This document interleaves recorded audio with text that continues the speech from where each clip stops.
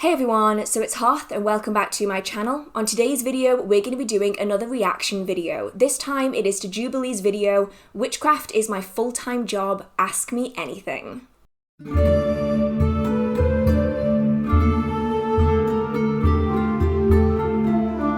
I really enjoy filming reaction videos because it gives me even the smallest insight into what people outside of the witchcraft community perceive as being witchcraft. And I also really enjoy seeing how the people who are being interviewed, the magical practitioners themselves, will explain witchcraft and its practices to the people who are asking. There is, however, one downside to these videos, and that is that they're usually very short, and often the people that are filming and editing them don't know what information is good to keep in and what isn't. And so you might find that some deeper insight into the magical traditions is lost in the edit or the filming. Essentially, it'll end up on the cutting room floor. These reaction videos are designed to add additional insight into these videos from another magical practitioner. Maybe I have a different practice or a different technique for something. Maybe I have a different outlook, a different viewpoint. And so I really enjoy doing these videos to try to give extra pieces of information and elaboration on topics that you maybe want to know more about. As usual, I have never seen this video that I'm going to be reacting to before. What I do know, however, is that it appears to be in a question-answer style. So while I'm going through this video, not only am I going to be elaborating on what the people in this video are discussing, I'll also probably dot my own answers into the questions here or there so that you can get an idea of what a different magical practitioner might answer to these questions in this interview. Now, as always, I'll never put the full video in this video, and if you would like to see the original video, and I do recommend that you watch the original video, I will leave the link down in the description box. So with that all being said, I'm going to shuffle over to one side so that you can actually see the picture that I'm going to be putting over here, and let's see if this video is any good. With your spells, do you have like people drink like pig's blood or something? Oh god, no. Okay. I don't know. I've never met a witch before. I have no idea. Today, obviously, I'm going to talk about witchcraft. Some topics are hard to approach. Something I think. Either the subjects are inaccessible, or people are uncomfortable discussing them. So we found those subjects in person, rented a space in Los Angeles, and invited our audience and strangers to come and ask them anything. Okay, I am going to stop it here real briefly just to say that is an amazing idea. There are so many topics that people are scared to ask questions about. And whether they're scared because they feel uncomfortable and they're difficult topics to discuss, or whether they feel scared because they don't know what the answer is going to be, giving people this opportunity is actually a fantastic idea. And I found, especially being in the witchcraft community, particularly a public figure, I hate that word, but someone who is openly talking about witchcraft in the public eye, i.e. on social media in varying forms, I often get a lot of people who are curious, but they don't want to ask too much because they're scared of what the answer's going to be. So by giving people this opportunity, it is a great step forward, especially in regards to witchcraft.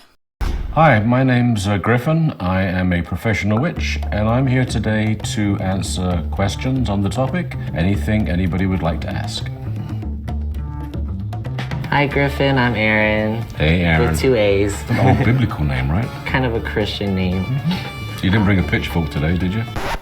Oh, what? The witch thing, like I always would perceive it just because, you know, from movies, like female thing. There's a lot of people think that. There is a higher percentage of women, but not exclusive at all. A lot of the people responsible for the revival of witchcraft have been men. This is actually a question that I expected to come up, mainly because of how witches are portrayed in media. Usually they're feminine presenting. See Willow from Buffy or the Sanderson sisters, Sabrina Spellman. There are so many witches in media that are female presenting, and so a lot of people do assume that all witches are women. When in reality, witchcraft is gender neutral. Anyone can practice witchcraft, and also anyone can refer to themselves as being a witch. Not just female identifying people. Literally anyone, as long as you're willing to learn and practice witchcraft. And we do also see, as Griffin mentioned, that during the witchcraft revival in the 20th century, a lot of the big figures within witchcraft were men. And throughout history, we also see that in trial records and in documentation, especially in Europe, between 20 and 25% of all of the people accused of witchcraft were actually men. Now, it's up to you whether you choose to practice witchcraft, and it's up to you what title you take as well. Don't feel pressured to take any set title if it doesn't make you feel comfortable. Try out different titles if you like. Maybe the title witch doesn't sit right with you, but something else might. So play around with it, see what works for you. But if you are not female presenting, if you are not female identifying, you can still practice witchcraft, and your practice is just as valid as someone who does present that way. Are you a good witch or a bad witch? Oh. I'm not a nice witch, but I'm a good witch. I don't go out of my way to be nice to people, but I hold my ethics very close to my heart. I would not do magic that would usurp the liberty and freedom of others. That's actually a pretty good way of putting it. A lot of people ask the question of, are you a white witch? Which many of you on this channel will know I absolutely hate that term for many, many reasons. If you want more information on that, a quick Google search and you will find plenty on it. But they often ask if you're a good witch, and the desire here is usually to make themselves feel comfortable. Witchcraft is often seen in a very dark light, and often with darkness comes a degree of discomfort that most people don't want to address. So one of the first questions that people will often ask practitioners is, are you a good witch? Or are you a white witch? Oh, I hate that term. They don't want to talk to you if they think that you're a bad person. So the first thing that they ask is this very pointed question. But the reality is that it's not as clear-cut as that. Witchcraft is very variable. Different people who follow different traditions are going to have different views on whether something is good or bad. The other thing is that it's based very heavily on personal decision-making, as well as your own individual morals, ethics, as well as the cultural standards that are around you. And that's going to fluctuate dramatically between different people in different places. And so it's a very difficult question to answer. Generally, witchcraft is considered twofold. You can curse and you can cure. That doesn't mean you have to do both, and it doesn't mean you have to do either. It just is a practice that can go either way.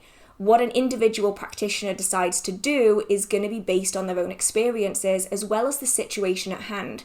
And you'll often find that practitioners, as in Griffin's case as well as my own, will have their own specific code that they go by to make decisions on how to address that particular working. Do you intervene or do you stand back? Do you undertake a working that's going to influence someone or do you not? Do you aim at a person? Do you aim at an object? There's so many things that go behind it, and it's definitely going to be individual to the practitioner. And so every single person that you ask this question is going to have to figure that out for themselves, and it isn't quite as easy as just being good or bad.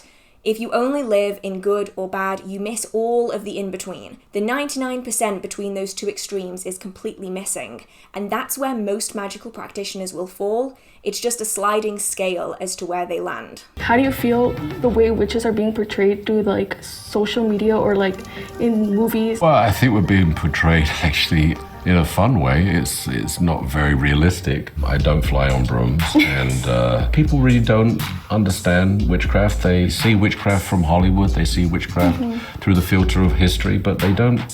It's very difficult to understand what we're about from the outside. I've come to accept that I can't really explain it to people, and that's okay.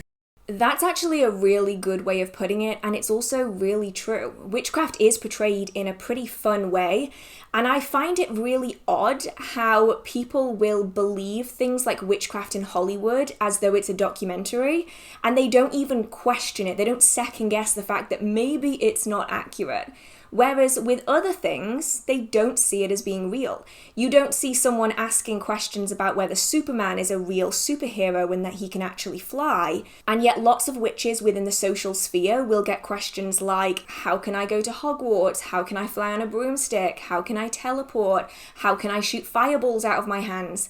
And some of them will try to use spellwork and ritual from things like the Vampire Diaries and expect that it's real life and that it will work the same as it does on a TV show. I've never quite understood where the distinction lies. Why is it that when you watch a TV show about a superhero, you can recognize it as being fiction, but when you watch a TV show about witches, somehow it's a documentary? It's a little bit annoying, but ultimately there's nothing we can do about it, and I do enjoy a good witchcraft-related TV show or movie like everyone else, so I'm not too annoyed about it. The one thing that is really poignant in this, though, is that there's really no way to explain witchcraft to someone who either doesn't believe it, doesn't want to believe it, or is so full of fictional ideas that it doesn't matter what you say, they aren't gonna listen to you. You do get to a point where there is actually zero benefit in bashing your head against a wall trying to explain it to someone who just isn't interested. And so I often find that one of the best ways to teach people about what witchcraft is to teach them what it isn't.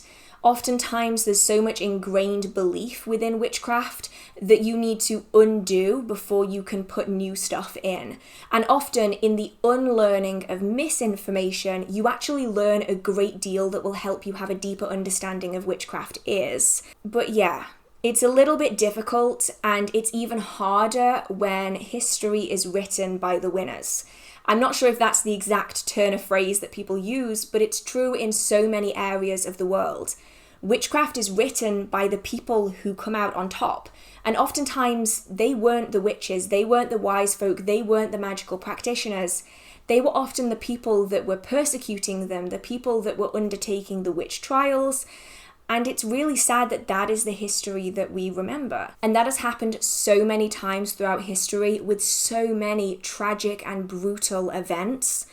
And so we can't always rely directly on things like trial records, because they're always going to be written and perceived through the lens of the religion and the belief system of the person that wrote them, which can make it really difficult to figure out the truth from the fiction, the fabrication, or the amplification in order to gain a prosecution for that particular person. If you're like Catholic or Muslim or Buddhist, could you practice kind of the witch style even though you're not maybe like a Wiccan? Like, how does that work out religious-wise? You can be a witch and you can be a Christian, you can be a witch and you can be an atheist. But people who practice old-time witchcraft very often have the ability to perceive energy and spirits and manipulate change.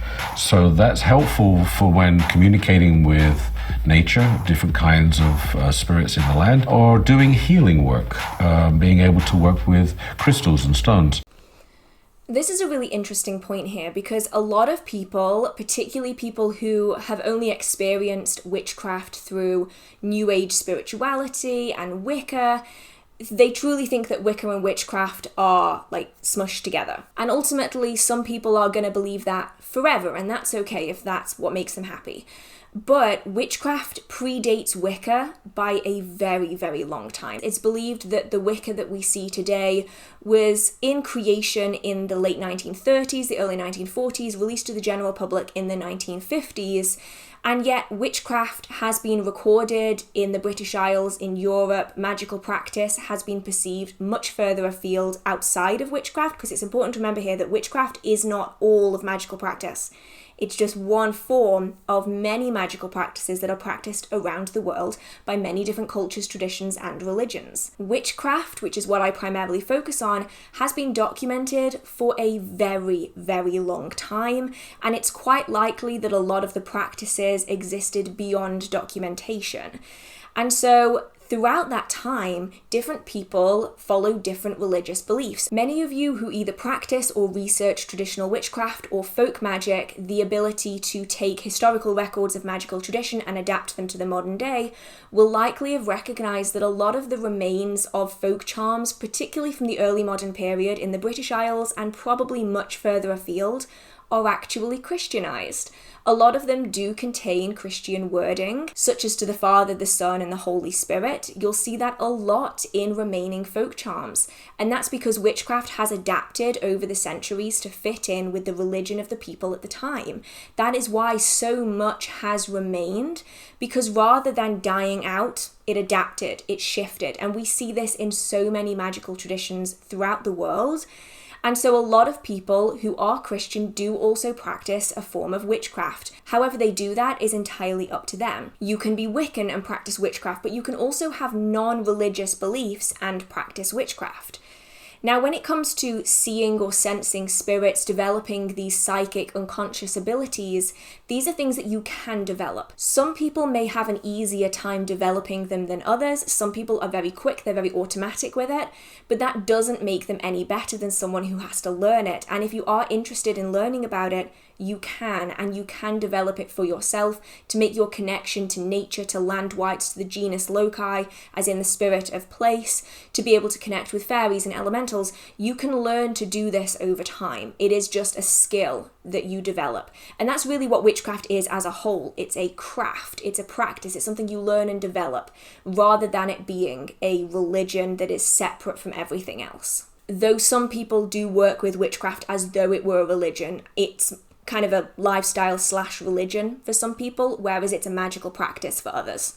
It's gonna be like a dumb question, but like, have you ever like experienced like sort of like a witch fight? Oh my God, you're going there. All right. Yeah, you know, I'd love to say that witches are all wonderfully enlightened and tolerant and loving, but actually there's a hell of a lot of witch wars go on where, oh, so-and-so said this about you and so-and-so said that. And that's just normal, like, high school drama. But with witches, it gets also into where they start throwing spells and trying to mess with your life. The silly thing is if you do witchcraft against another person, then whatever you do against them opens a door that they can do the same thing back at you, or other people can do that kind of magic on you. Because once a door is opened in what you endorse in your reality, then that becomes something that is always going to be a power in your world. So this is honestly an unfortunate truth about it, is that in every community there are squabbles, there are disagreements, there are people that maybe don't like each other that much. And in, say, a workplace, that might just be little disagreements and hushed whispers behind the scenes. But in witchcraft, some people do escalate it to being workings that they are sending at another person to sometimes attempt to destroy their lives. And that's where it starts getting out of control a little bit. And as Griffin mentions here, it does have the potential to lead it to continue into a perpetual cycle, because what will often happen is that one practitioner will send a spell, a working, a jinx, hex, curse, however you want to describe it, at another person. They then return it back to the original person, and then they return it back to them, and then they return it back to them, and next thing you know, you're playing tennis with spell work and rituals, and it's just bouncing backwards and forwards, and ultimately no one wins in these kind of situations, and they happen so often. I have seen so many people end up in essentially spell fights that can go over years and years and years. It's a part of every possible community that you can think of, is that there are going to be disagreements. It's just how those disagreements are dealt with varies dramatically. And in witchcraft, sometimes people answer with targeting you with negative workings. And it can definitely lead to this never-ending cycle. But it's not like Harry Potter, for reference. There's no like fireballs being fired or lightning breaking on your house. Like it's not that kind of thing. It's just like upheavals in your life and everything going wrong, and it's not quite as dramatic. I mean, it's not great, but it isn't quite as dramatic and fiery as you see in something like Harry Potter. Does magic exist in the sense of like what we see in movies or anything, or is there more a spirituality type thing?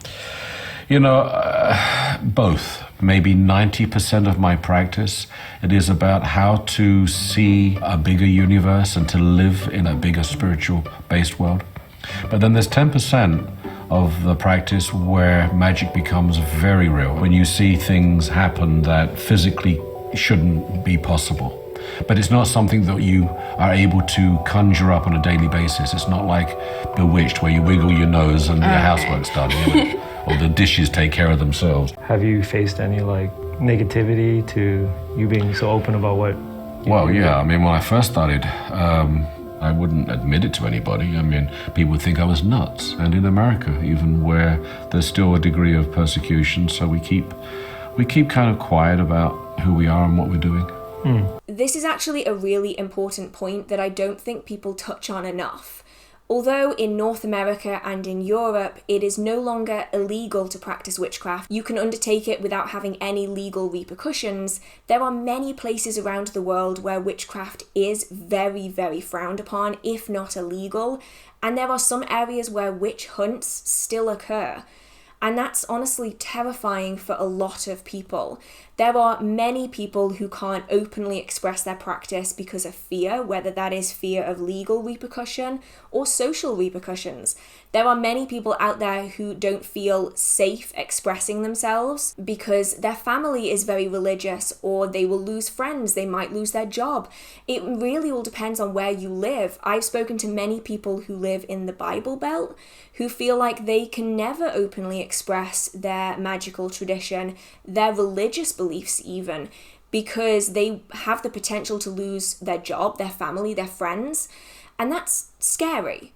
So I know that videos like this might seem trivial in a way, that Instagram witchcraft or TikTok witchcraft or even YouTube witchcraft might seem silly, but for a lot of people, the only access that they have to that material is through online sources. And they can't go out and buy books, and they can't go to coven meetings, and they can't go to mind, body and spirit shows because there are none in their area, or it's not safe to do so. And unfortunately, there are a lot of horrible people in this world, and I have known witchcraft shops be targeted so often that they've had to close down, which is honestly just really, really sad. And I feel like we need to talk about this more, because sometimes even the smallest safe space is better than no safe space at all. And if that is on TikTok or on Instagram, then that is better than nothing. And we need those safe spaces. We need to keep them safe for the people who need them most. What's something about like being a witch that most people don't really know? They're just like regular people. I know witches who are doctors and surgeons and lawyers, and in every area of the world there are people who you don't know are witches. So the fact that, you know, we come in all colors, in all flavors, the fact that we actually are decent people, I want people to realize that we hold value in the world, that we have a place, and that we aren't scary people. We're actually kind of cool, we're fun. The other thing to note here is that not only is witchcraft a valid practice, it isn't scary, but it also isn't role play either. I have had a lot of horrible people send me messages over the years. That's what happens when you're on social media. And a lot of it is surrounding the belief system that witchcraft and being a witch is just a role play. It's just make-believe. It's just adult fantasy. It's just LARPing, which is live action role play. A lot of people will argue against witchcraft as being a valid practice without truly understanding what it is. You're never going to have the complete picture if all of the information you've gained about witchcraft is from fictional sources. You wouldn't walk up to a doctor and say, that's not how you use a defibrillator. I know how to use it correctly because I saw it on TV. That just wouldn't be done because it's dangerous and it's unfair and it's not true. And yet people will apply the same logic to witchcraft. Of course, you're going to say that it's roleplay if your idea of what witchcraft is false. If your idea of what witchcraft is comes from Harry Potter, it comes from Charmed, it comes from Buffy, it comes from Sabrina the Teenage Witch.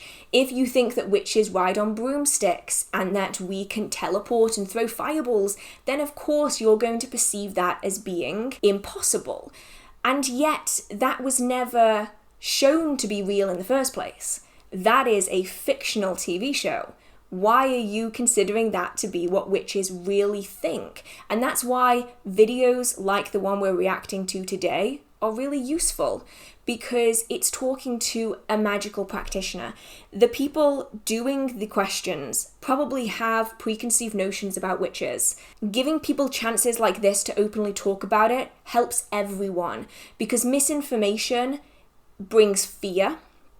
And a lot of the time people are scared of what they don't understand, but they also don't want to learn more about what they're scared about. So it perpetuates this constant cycle of fear. If we can break the cycle of fear, if we can spread correct information, if we can dispel misconceptions about witchcraft, then a lot of the inaccurate beliefs will disappear, and it makes it a lot easier for magical practitioners to exist in a space and to be perceived as being valid, because we do hold a space that is useful and can be very grounding and connecting. And as we saw during the pandemic, a lot of people were very drawn to it because it allowed them to feel rooted to time and place and nature in a way that they never have before. And we need people to perceive that as being valid so that more people feel that they can express it openly. That's why I love videos like this one. Even if not everything is perfect about them, they're really good for opening those doors to start asking the really important questions. Well, thanks guys for watching. Hopefully you learned a thing or two about witchcraft, and continue to seek, if you have interest, seek out your metaphysical source. And please remember to comment below what you thought of the episode. Consider liking and subscribing as well, and we will see you next time. Bye. So that was this video, and I actually really enjoyed it. I loved the format of people just being able to come in and very privately ask questions that maybe a lot of people have, but they're too scared to ask, and not have any of the stereotyping or the repercussions that come from asking questions that are probably quite scary for some people to ask. I really enjoyed it because people definitely feel like they have more freedom when they aren't being watched while they ask a question. I don't know if that's just me, but when someone is watching me ask a question, I immediately regret asking it, and I'm like, I want the floor to swallow me whole, take me away from here. And so it's nice having the opportunity to ask questions without having that uncomfortableness that goes with it. And I also appreciated that they came at it from an immediate open-minded perspective. There was no real stereotyping. Obviously there were a few clips thrown in here or there, but really they're just giving emphasis to the topic, which I really liked, rather than attaching on some kind of theme or feeling or emotion. We've seen it in a few videos in the past where the introduction is done with the interviewer surrounded by flames as though it's somehow connected to the devil and evil and being burned, and sometimes they go a little bit overboard with the editing, but this one I really enjoyed. And so if you would like to check out the original video, and I would thoroughly recommend that you do because I did not put the full video in my video, so if you want to hear the rest of what Griffin had to say in this interview or this question and answer section, feel free to do so. The link is in the description box, and I would definitely go and support this channel because they did such an amazing job on this video. And I'm sure that if this is the style of video that they do going forwards, of asking questions to people,